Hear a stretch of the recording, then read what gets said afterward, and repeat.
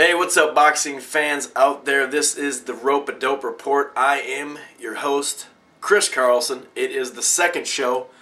I'm still buzzing off my first show. If any of you saw it, what a great way to start a boxing show that is going to be live on the internet weekly, at least.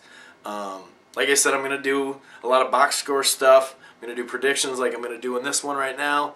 And I'm also going to do, random articles that I read that something happening in the sport. I'm going to do videos for that too. Anyway, still buzzing off the Marquez Diaz fight. And honestly, boxing fans, I know you're already doing this, especially if you're watching this video, but tell your mom, tell your dad, tell your buddy, tell your cousin, tell your girlfriend. Tell everybody to watch this fight. If they have HBO on demand, tell them it's replaying Tuesday and then should go on HBO on demand if it's not already there soon. Tape these fights and let everybody watch them. This is how we're going to get our sport back, and that's the type of fight that we need. That was such a great fight. Anyway, I'm going to preview and give you my prediction and my breakdown on the Winky Wright versus Paul the Punisher Williams on, I believe, April 11th in the Mandalay Bay in Vegas. This is an interesting fight. We all know Paul Williams. Actually, both of them. This has been part of the press conference, and a lot of the hype for the fight has been a lot of the most avoided and the most feared.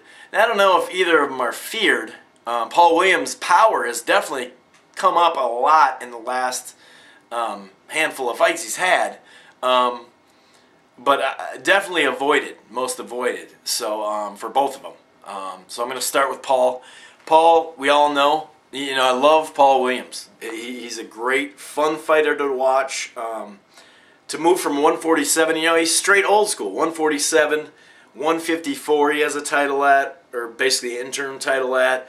160 now he's trying to get titles at. Obviously not with this fight, but this will definitely put him right there with Pavlik and Abraham and I think it's Arthur Abraham, Felix Strom, all the top guys at 160. This will really, really put him in. I mean, just getting in the ring with Winky is cool. And it's going to be awesome because he can always go down to 154 and 147 again if people will fight him. And maybe when he loses, then they'll fight him. But just the fact that he's taking a risk, you got to love him.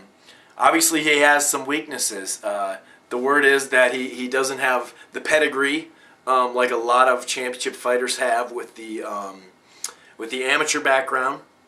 And that's what I'm going to get into right now.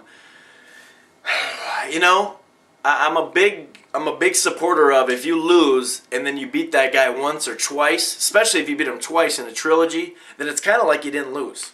So I'm huge on that. So I understand he lost to Quintana and then he knocked him out in the first round. And like I said, I love the Punisher. He's a great fighter, throws 100 punches around. But what I saw out of that first fight, if you saw the second fight, not to confuse you guys, but the second fight, Quintana was kind of running back a little bit. He had gotten popped. He had gotten stuck pretty good, and I think he was running back, if I recall, and his hands down, kind of off balance. And then the Punisher just really laid down, sat down in his punches. Not laid down. He laid him down, but he sat down in his punches, what he's been doing a lot lately, and he knocked him out, knocked him cold. And that's a great revenge on your only loss, so I respect that. But if you saw the fight, he got outboxed by Quintana in the 147 category. Now weight class. This guy is a good fighter. Cotto took him out in like 5 or 6. He puts up a good fight. Don't get me wrong. But he's not that A-level, elite level. He's probably like a B+, somewhere in there. B, B-, B+, right on the cusp, And it's funny for me not to give him A-level fight or A-level status, sorry, because he beat Williams, but I just don't think he's there. I don't think he's top level. I think it's pretty obvious. But Paul Williams troubles me because early in that fight, you can have a bad night, okay? But you can also respond in the fight, and he did. He had some rounds where he won, and he started really taking over the fight, but then Quintana got it right back. And he was just doing basic duck, move, stick, getting inside on him, outside, boxing him. Basically, just beating him up. And that's at 147 with Quintano. Sorry. I'm not drunk like the night before, so I don't know why I'm stuttering. Anyway, now he's going against Winky. And we all know Winky, okay? We know Winky. But I'll tell you what, he can box. And that's what he does. He does it great. And he has been out the ring rust, the 2 years. It does worry me if I was a Winky fan. I'm a Winky fan, but if I was a huge supporter and that was my favorite fighter, I would be a little worried. But, you can stay in the gym. You can take a couple rounds to ring rust. He actually hurt his hand in December, I believe. He had a fight planned for Versus, so obviously he was training for that. So he probably got a lot of rust off there. And he's a professional. I saw him at the press conference. He looks skinny. He doesn't look like he's out of shape. He can box better than Quintano and better than most. He's a top level, A-level fighter, and he boxes. So, we've seen a lot of the young and the old go at it. I'm going with the old. I'm going Winky Wright. I'm going Winky show up, but you know what? He just fought Bernard Hopkins and gave Bernard all he wanted. Now, Bernard beat him. No doubt about it, but that was at a higher weight class. That's another thing. Paul Williams, who's he fought at 160? Nobody. He knocked some dude out in the first or second round in September. It was a stay busy fight. That's okay. There's nothing wrong with that, in this part of his career because no one was fighting at the time. But I'm going with Winky. I think the shell-up style with the defense, the ducking, he can hit too. He's not afraid to hit.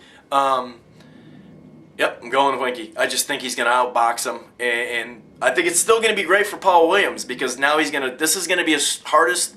I know. Well, here's the thing. I forgot about this because I wanted to give props to Paul Williams because he may have beaten Margarito straight up with, the cement.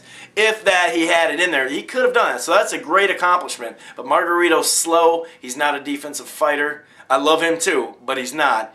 And he's no Winky. So, if he loses this, no shame in the Punisher. He can go to 154. He can go to 147. Get fights around there. And even when you lose, then all of a sudden people want to fight you. It does seem that way. So I'm going with Winky. I'm going with Old Man. I got some more Jermaine Taylor and Carl Froth. I got that preview coming up here very soon. And I'm also going to preview the lightweight tournament, which I think is a good idea by Golden Boy. 4 solid fights. I'd pay for that. I think that's a good show. So anyway, signing off. This is your host, Chris Carlson, for The Ring. Not The Ring. This is not The Ring magazine. This is my second show. Sorry, guys. For the Rope-A-Dope Report.